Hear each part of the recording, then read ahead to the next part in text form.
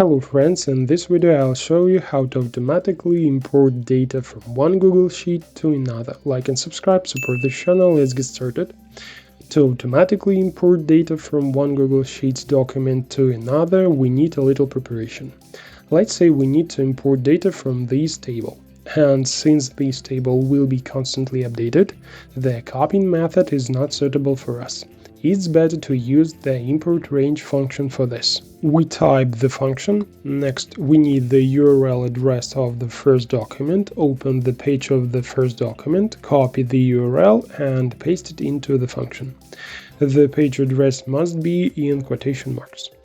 Enter a comma and then type the range of cells in which this table is located, and also in quotation marks. For example, we'll take the range from B1 to F11, or we can immediately take the maximum range from A to Z. Press enter and an error appears. Click on it and select Allow Access, and in a second the data is imported.